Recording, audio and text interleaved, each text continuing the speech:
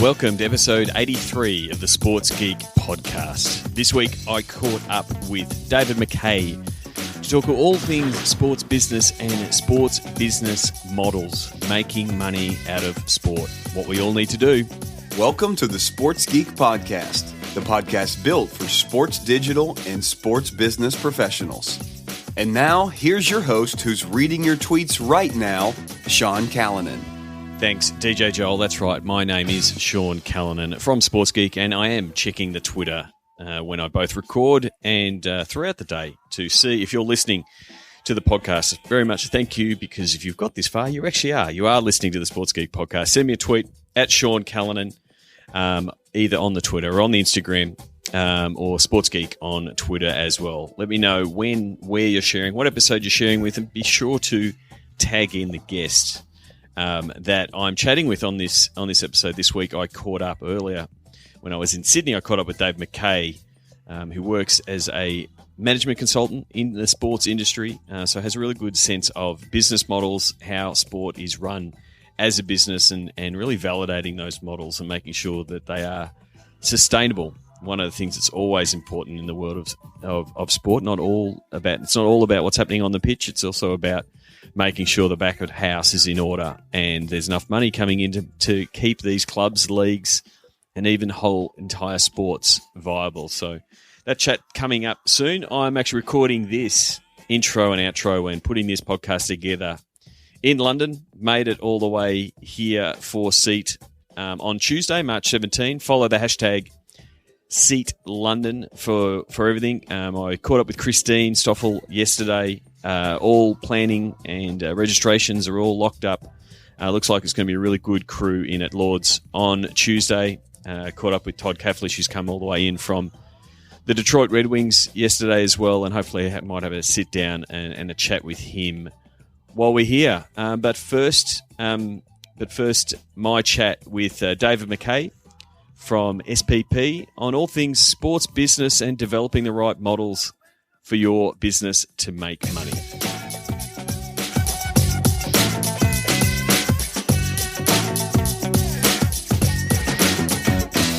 Very happy to be up here on, now it's a sunny Sydney afternoon, overlooking the Sydney Harbour Bridge, and I can see just the top of the Opera House.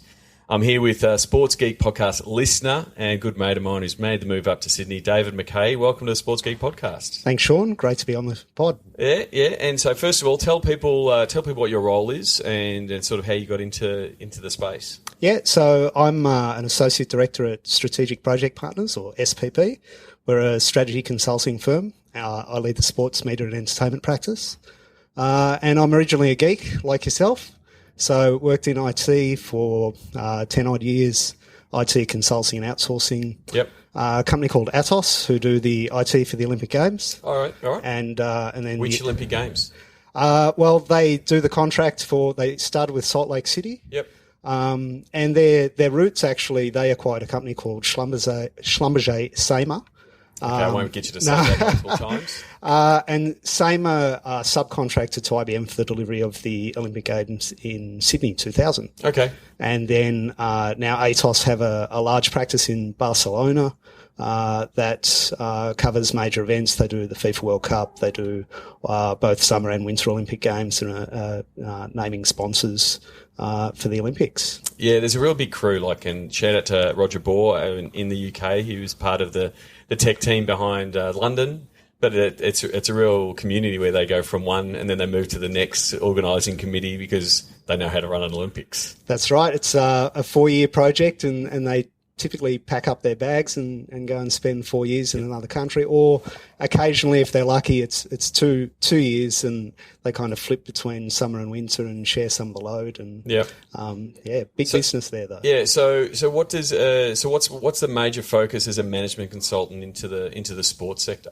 So my main focus is around the financial sustainability of sporting entities. So how do we move from any given Sunday, making sure that any team can win on a day, to every given Sunday, making sure that every week we have a team that turns up and is on the field and competitive, and and avoiding the boom-bust cycles that often happen amongst clubs and leagues in sport. So really looking at the business models and the rigor around them and how they can, improve their processes, remove inefficiencies, get the right people into the right roles, that's sort of your wheelhouse? Yeah, that's right. From governance to senior executive management through to, frontline operators and how they improve. And, the interesting thing about the sport industry is that if you look at the revenue lines of most other industries, there's one or two core revenue lines.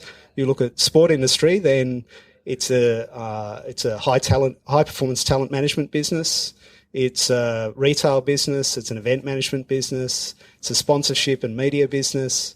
So it's really a microcosm of a whole heap of other industries, all combined into one, usually on a smaller budget and with a much more public profile in terms of trying to do all that with an extremely passionate fan base that's highly demanding. Yeah. I mean, that's a great point, and I think Paul Greenberg sort of said it when we were chatting about sports. It's like you see all the fans in the stands, and you look at the social numbers and all the web traffic, all that, and everyone thinks sports is super big business, but it's not when it comes to the resourcing and the teams and the budget behind the scenes. They're still in that small medium business, but they're expected to be rolling out CRM systems and fan engagement systems that are being done in telco land and in hospitality land, where they have got the budgets behind them, and that's part of the struggle that you try to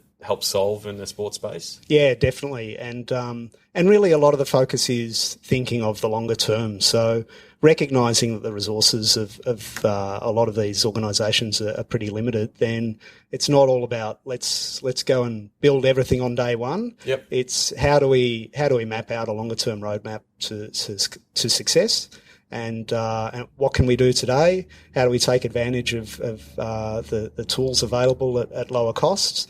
But how do we make sure that we're building for the long term? And that comes not just across the digital tools, but also the business processes and thoughts. So when you're looking at pricing, how do you make sure that you can build a fan base, but at the same time make sure you're building a revenue base to invest in the future? How can you make sure you're communicating consistently to the market and not become too reactive, which is always a concern in sports that, oh no, crowds aren't there, let's put things on discount. Mm-hmm. And then as soon as you put on discount, then, sets expectation in the market that people wait for the discounted tickets. It starts a really vicious downward spiral, doesn't it? Exactly. So, helping organisations move through that. So we've helped with pricing strategies. We've helped with, benchmarking of financial performance, helping leagues and clubs understand their financial structures, what drives the business moving forward, and you've got to remember that sport is probably a pretty young industry in terms of professionalism as well. So it's only in the last 20 or so years that you would see sport as a major business with significant money being invested, and it's still relatively small. You look at the larger leagues. So in Australia, the AFL's around about 500 million annual turnover. If you were talking manufacturing business, then $500 million's medium-sized manufacturer in terms of turnover. So it's always useful to consider it in that context in terms of what the expectation should be of what organisations can achieve, and AFL would be probably the largest revenue in Australia, and then you move down from there. So cricket's maybe $250 million, and then down to your NRLs or and A leagues and keep going down, hockeys, etc. They're really working off pretty small budgets, and then same when you look at the clubland. Most clubs would be pretty small businesses if you put them in any other industry, especially if you took the playing staff out of it. Yep. So once you take out all the playing staff, the roster... Where a big chunk of the money goes. Exactly, where the majority of the labour cost resides, then the rest of the business is, typical Australian small business doing the best it can with limited resources. So is there any particular trends that you're seeing of, you're projecting long-term plans and, you're in that space of convincing CEOs to buy into the strategy, but then to enact that strategy, one of the things being, pushing forward strategy is one thing to write it and set it down. You've then got to follow that path. Yep. Is there any particular trends or particular projects that are becoming more prevalent in, say, the last couple of years? Well, we would see that there's 4 key planks that they would be looking at. First of all would be laying good foundations and structures. So at the league level, that's clear rules for the league, that the clubs have some stability in which to operate. So not changing rules every year, not moving the goalposts, so that the clubs actually have a good framework in which to operate. Building brands is the next. So doing what you can to build a long-term brand rather than a boom-bust brand. And you see a lot of clubs, trying to build off that authenticity over time.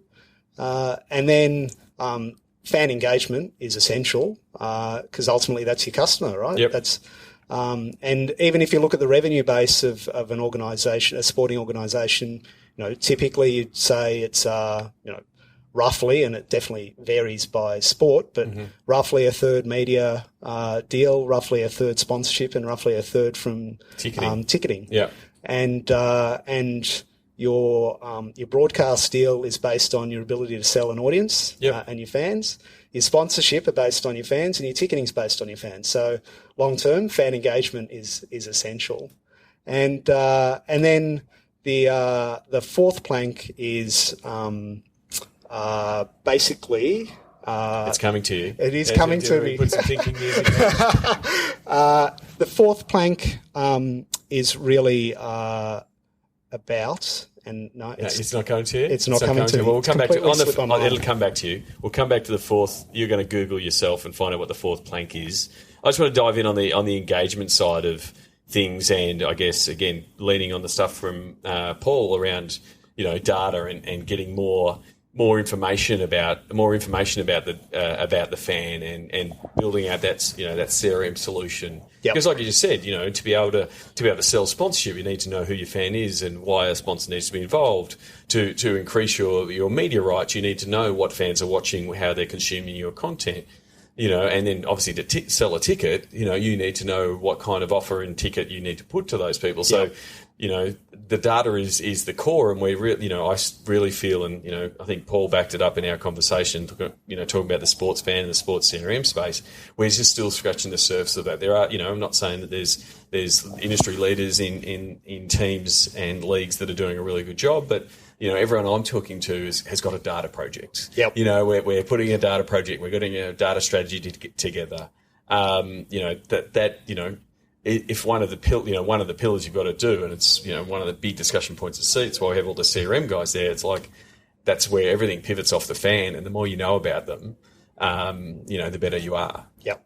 Definitely, and to some extent that brings me to the fourth plank, which I do remember now. See, that was a perfectly smooth segue. Exactly, is collaboration. So where is it that clubs within a league can be collaborating to achieve greater, the greater good and grow the overall sport? So, typically, it's sport. It's all about competition. It's all about beating your competitors. Yep. And on the field, definitely that's the case. But off the field, there's this co-reliance. So, all of your A-League clubs rely on each other to build a stronger sport. And sport is built on rivalries, and rivalries only exist if you've got two strong teams. They don't exist when there's a power club and a weak club. It doesn't happen. So it is the rising tides lift all boats. Exactly. And from a league point of view, you need that. Yeah, and where we see more success is where those leagues have managed to foster that sense of collaboration. It's not saying that they all collude together, because that brings antitrust issues in itself. but certainly identifying where can we all work together to grow the overall game. Where do we share data? Where do we keep it private? Yep. How can we share best practice? Exactly, I think. And the lessons about what works and what doesn't. And I know you've been involved in similar sorts of workshops. Yep. We've been involved in workshops in trying to encourage that collaboration across teams. Yeah, and I think, if there's a model you ever want to copy, I think the guys at the NBA with their Teambo, Team Marketing Business Operations Group, which is pretty much a group purely built to help facilitate that collaboration. Getting all the teams on a call. I heard a phrase yesterday in a marketing workshop at the World Trotting Conference. So it was effectively the same thing, a workshop of getting everyone talking about what they can do. And it was Atle from Norway, and he came up with the phrase, steal with pride, right? And that's exactly what you should be doing in interleague, and amongst your clubs. It's like if it works for the other club, steal that idea, twist it a little bit, make it your own, make it for your own club. But if someone has already gone and done it really well, why wouldn't you want to adopt that and do it for your fans? And that, I still have trouble sometimes. The competitive nature of on field sometimes leaks off field. I'm a footy fan. I love my club and I hate the rival clubs and stuff like that. But when I'm in sports business mode, and it makes me sound like what are the New Zealand guys, the comedians?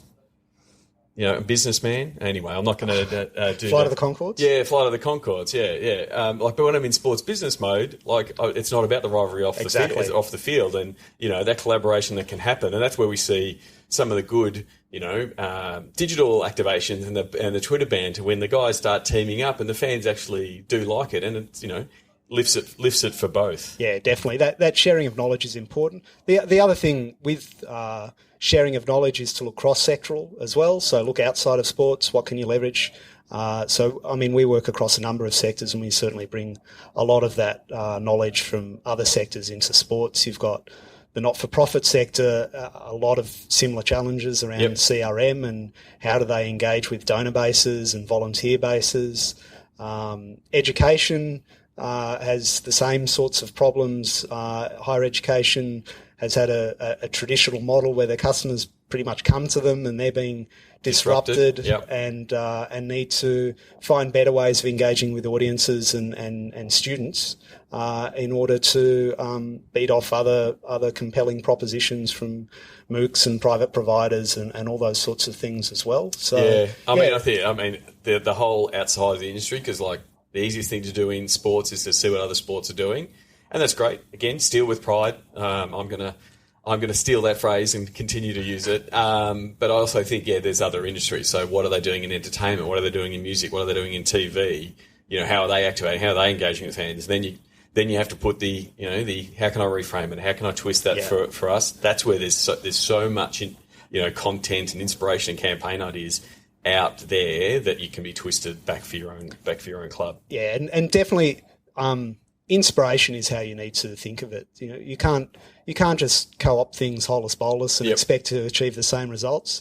Or in fact, you might achieve the same results and you'll find that what they were seeking to achieve is completely different to what you were seeking to achieve. Yeah, exactly. So the key is to be clear about what it is that you're seeking to achieve. Go and look for examples of organisations that have managed to achieve the same thing, whether it's brand building, whether it's engagement activity, whether it's customer service, encouraging volunteerism, gamification, etc., and then making sure that you're clear on what your objectives are, and then you build and adapt that strategy accordingly. Yep.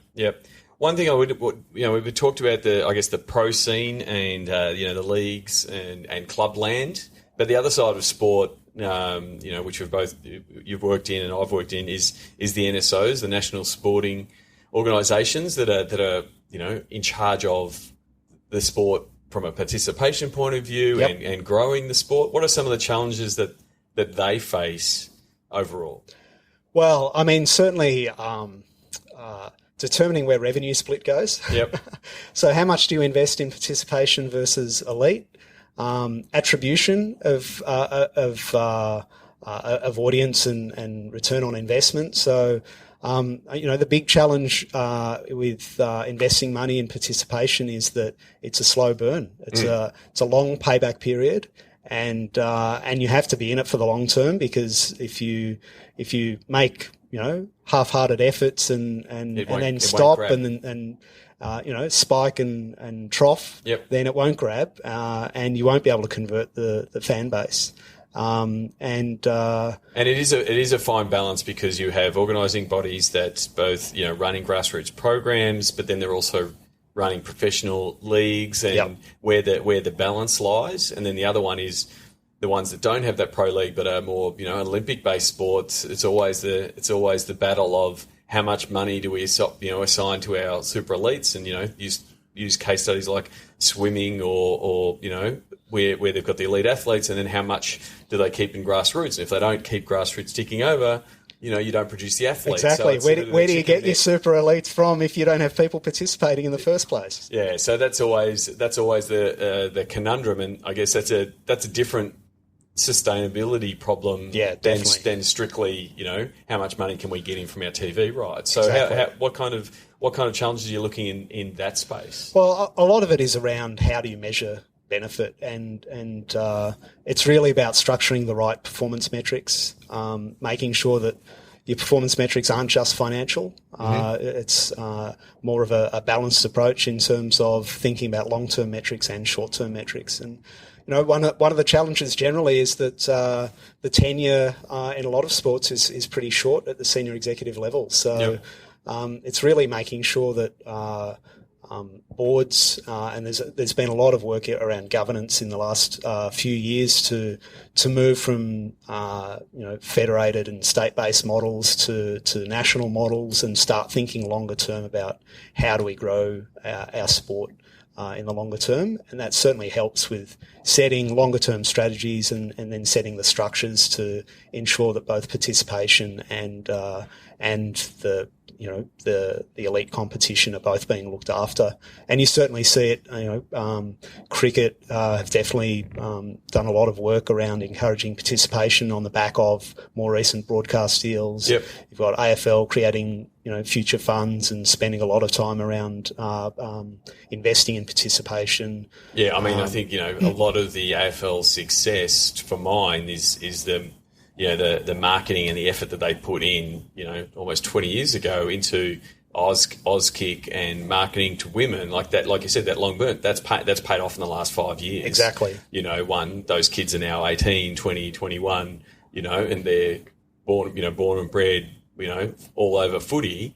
But they've also got they've completely changed their both their participation mix, but also the attendee mix of, getting more women to the games. If you go back 20, 25 years, and there wasn't many women at the game. So, you do have to take that long view with some of that kind of stuff. Definitely. And it's a balancing act, even at the elite level, in terms of how do we balance meeting the needs of broadcasters, who are a third of our revenue, versus fans in stadiums, who are a third of our revenue, and we want to enhance the viewing experience for our broadcasters, but we need to enhance the in-stadium experience for our fans. And empty stadiums don't look great on TV, but if everything's so easy to watch on TV and consume, then it's a real. I mean, looking at other sectors, retail, exactly the same sort of thing. How do we change the in-store experience? Yep. Rather than the in-store transaction, which is historically retail was very much about the transaction in-store. Now it's all about the experience in-store. And, look at people like Apple, where the Apple Store is a destination for experience. Yep. It's not just about pulling people in and running the transaction. The offshoot of creating that experience is that Apple stores are highly profitable now because people do buy in them. But initially, it was certainly all about the experience. Mm. And I guess, going back to that, revenue pie that we've been talking about, it was a pie that Oscar, who formerly from Barcelona, showed. Real Madrid. Make that get bad correct. mistake. Yeah, mistake. Sorry, Oscar.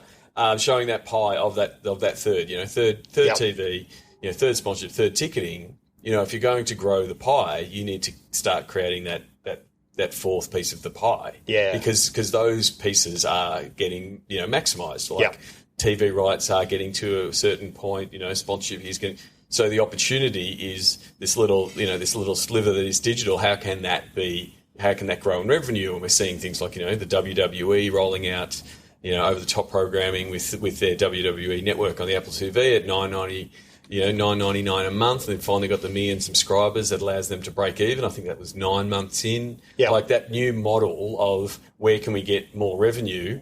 I don't think not too many leagues and teams are ready to push away the TV money, because the TV money is going to keep coming in and still be quite attractive. And it provides the long-term cash flow. It does. But like, how can you build out these revenue streams and effectively make that sliver a little bit bigger along Well, that's the way? right. And I mean, a lot of it is about attribution. So, I mean, certainly we would see digital is not necessarily a new sliver. It's more underpinning the other three slivers. Yep. So it's digital is a platform that you need to be using to grow the revenues across those other three areas. And we see that in activation of sponsorships. We see that in media deals, and we see it in fan engagement, both in stadium and outside the stadium. And it is really a big part of that, the experience. Like, Exactly.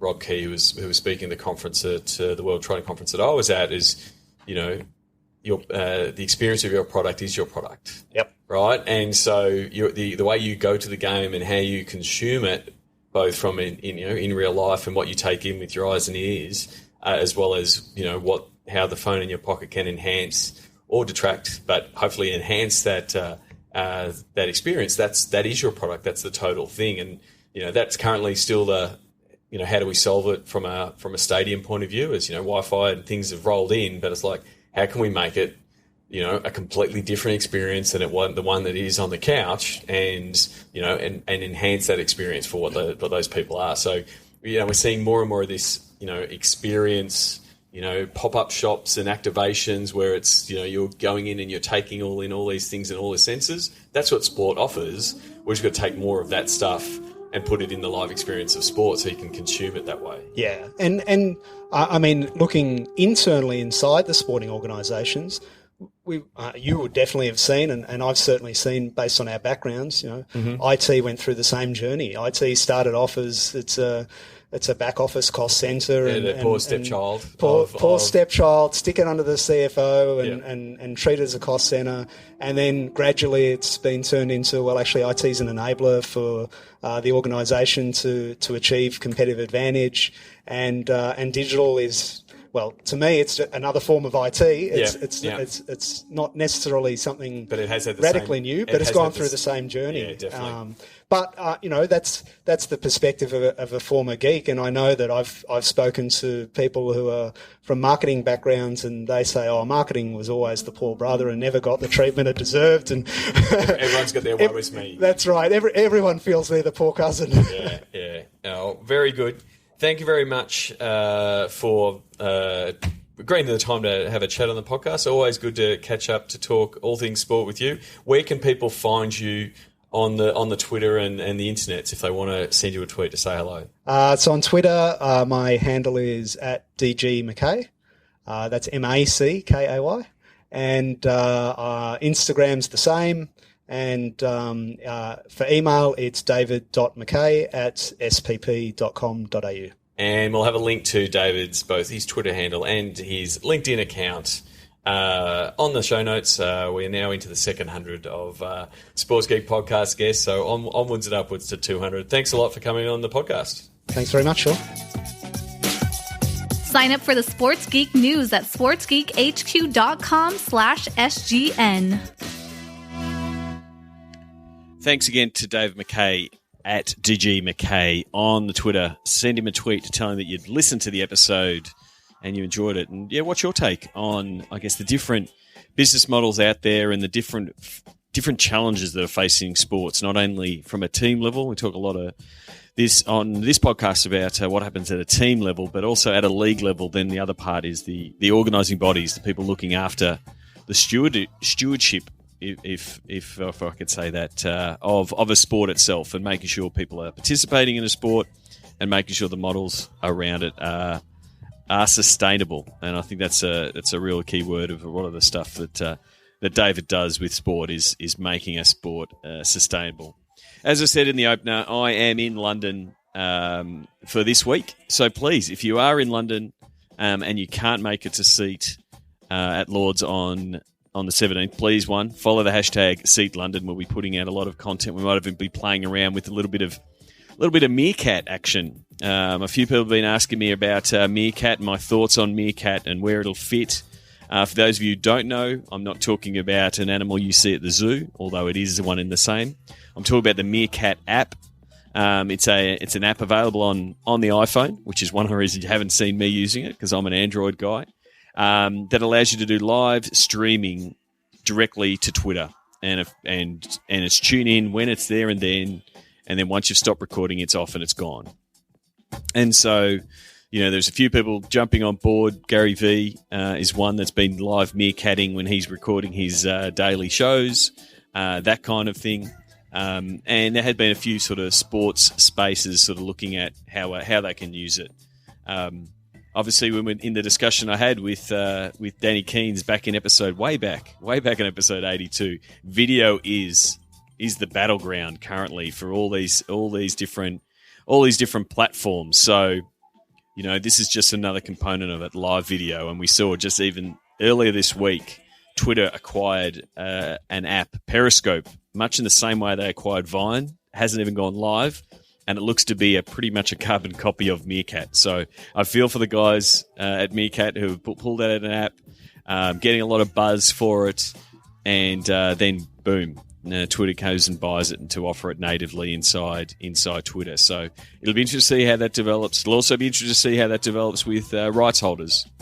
I spoke back in episode 81 with Matt Henry from the NRL. From a rights holder point of view, there's different restrictions, especially from a broadcast point of view, what teams and leagues and organising bodies can share. So as much as you would like to do a short clip of a live meerkat of the guys as they're running out, that's most likely going to violate existing commercial broadcast agreements. Now, again, no one's going to be watching a full game on Meerkat, but again, the traditional TV and the traditional rights holders will most likely push back on this. So it will be interesting to see where teams use it, and if they use it, and if they're allowed to use it. But the instant nature, you have to tune in now, is the power of apps like Meerkat and Periscope. So at Seat London, if you're tuning into the Seat Conference Twitter handle, I'm pretty sure we're going to fire up Meerkat and maybe do snippets of the first parts of some of the panel sessions, and maybe I might do some Q&A via the Seat Conference Twitter handle. So you've asked me how I think it's going to go. One of my main mantras is, with all of these news platforms, is use the bloody platform. So rather than think, how can I use it with my team, start using it yourselves. It doesn't matter if no one's watching. That's actually better. But it gets you to understand how the platform can be used and where it can be used. And I guess that's part of the reason why I've been Snapchatting a little bit lately, to get better embedded into that tool. So you can follow me at Sean Callanan, and if you've seen my latest Snapchat story, you'll see my travels to London and also some snaps from the game at Arsenal. So you learn how to use the platform, but then also learn the subculture and what is happening behind the platform. And one of the best examples I've seen of this, in understanding how big this opportunity is in these newer platforms. So I'm talking Snapchat, Vine, Instagram, is these huge, massive stars that aren't sports stars. Now, every one of you most likely would have seen Zoolander 2 with Ben Stiller and Owen Wilson gate-crashing the Paris fashion show. But what you would have seen is Zoolander steal some guy's camera and walk down the runway. And that someone was Jared Jare. Now, if you're like me, and I'll put my hand up, I did not know who Jared Jare was before that. but doing a bit of investigating both on all things social and also playing around with Snapchat. He's one of these new media players and performers and talent, if you will, that's in that space with over 1 million Facebook fans, a whole bunch of people watching his Snapchat, or a whole bunch of people watching his videos on YouTube. And so he was obviously invited by the producers of Zoolander. He was giving behind-the-scenes Snapchat stories of that whole experience, and the whole Zoolander stole my photo. It was all planned. Sorry everyone if I'm like telling you that Santa Claus doesn't exist, but it's just a case of it looked like an awesome viral look. Zoolander's grabbed someone's phone, but he did it with a massive influencer in that millennial market. So again, if people were asking me, should we be using Snapchat? How should we use these new platforms? What I would be doing is, one, getting in there and using it yourselves, figuring out how to use it, but then also keep an eye out to see if you've got some of these massive influencers on these platforms, because they will more than likely want to be involved, and have Snapchats and selfies and videos with your team and talent, and that's the opportunity, I think, for sports. And then it's just a matter of sharing different snippets of content that produce that story. And then, as with every new platform, it's a matter of every now and again just telling people, hey guys, we're doing this on this platform, and it's unique to this platform. So that's it. That's my take on Meerkat and Periscope and these new developing platforms. As I said, if you're in London, I've organised a bunch of meetings and catch-ups and things like that. I've got some time available. Send me an email if you're a listener, Sean@sportsgeekhq.com. If you work in sports or work for a league or a team, I'd love to catch up, talk shop a little bit, see potentially how I can help you with what you're trying to do. Simply send me an email, Sean@sportsgeekhq.com. I'm also trying to plan a Wednesday night meetup. So it'll be Wednesday, the 18th of March. I'll send out some tweets and I'll put some posts up on Facebook and things like that to try to get a few people around and catch up with a few people that I tweet with or don't get to meet as often as I'd like, because you're in a different part of the world. Most likely somewhere around Camden Town where I'm staying with the Seat crew. And the same goes after Seat and after London. I'll be heading to San Francisco before heading to San Diego. If you're in that part of the world, send me an email and we'll organise a time to catch up for a beer, for a coffee, for something or other, and pretty much do what we do, talk shop, and who knows, we might even bring the podcasting equipment and do a quick episode. That's it from me. As I said earlier in the show, you can follow me at Sean Callanan on Twitter. Please, if you're in London or in San Francisco, please drop me a line. And until then, the next podcast most likely will involve some of the highlights and some of the recaps from Seat London. So be sure to tune in, #SeatLondon. Until next episode, because I don't actually know how many episodes I'm going to be producing while I'm traveling. I might do multiple, I might bank them up. So it'll be interesting to see how many, but I'm feeling that I might do more than weekly episodes as I get a fair few interviews over the next couple of weeks. So simply stay tuned. Don't forget you can subscribe to the Sports Geek podcast in iTunes, sportsgeekhq.com/iTunes. Also, Stitcher, Audio Boom, SoundCloud are also the platforms. If you could leave an iTunes review, that would be terrific. We're closing in on 60 iTunes reviews worldwide. Very much appreciative of that. And I think that's everything. The sounds of the game this week. Very lucky to go to see Arsenal in action against West Ham at Emirates Stadium. And I had the sound recorder going after Arsenal scored their second goal, only to go and then score a third goal. Go you Gunners. Like the Sports Geek podcast? Find us on Facebook at facebook.com/sportsgeek. Please leave a review on iTunes. Go to sportsgeekhq.com/iTunes. Did you know Sports Geek Podcast has listeners in over 50 countries? Thank you for sharing. Thank you for listening to the Sports Geek Podcast.